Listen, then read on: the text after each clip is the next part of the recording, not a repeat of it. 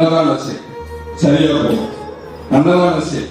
ஐயா எனக்கு நோய் இருக்கீங்க, ஐயா எனக்கு கேன்சர் இருக்கீங்க, ஐயா நான் 10 லட்சம் கடன்ல இருக்கீங்க, ஐயா வாழ்க்கையில நிம்மதியே இல்லைங்க, என்ன சொன்னாலும் சரி ஒரே மந்திரம் அன்னதானம் செய், அன்னதானம் செய், அன்னதானம் செய்.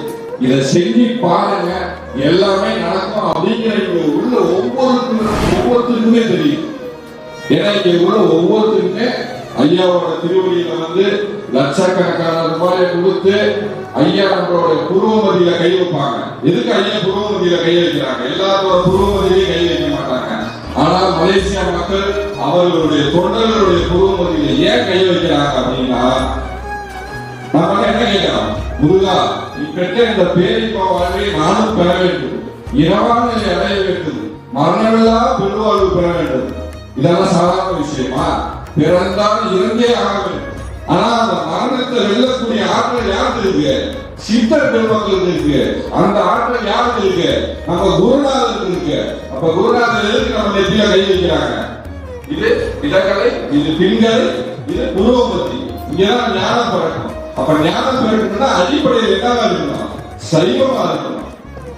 அப்ப நீங்க மலேசியாவில் இருக்கீங்க, அசைவத்தை சாப்பிட்டு பழகிட்டீங்க, அதையும் குருநாதர் ஏற்றுட்டு நம்ம நெத்தியில கையை வைக்கும் போதே அப்போட தவபலம் அவ்வளவு பாதிக்கும். அதையும் தாண்டி குருநாதர் ஒரே ஒரு விஷயத்துக்கோசரம் நம்ம ஏற்று நம்ம புருவமதிய கையை வச்சு மனிதனுக்கே உண்டான குணக்கேடு நிறைய இருக்கு.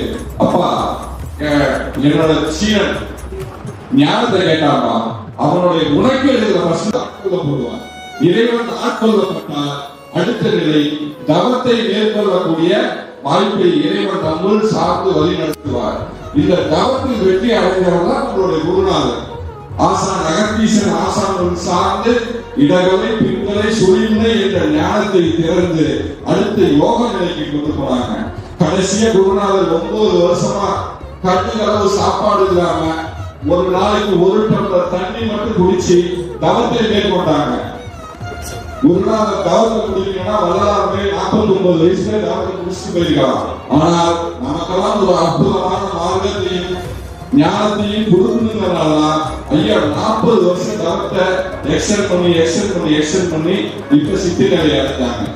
அது மாதிரி யோக நிலை முடிஞ்ச உடனே ஞான நிலை.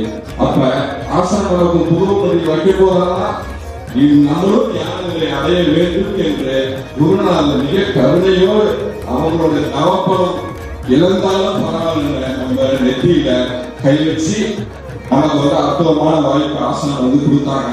அதே மாதிரி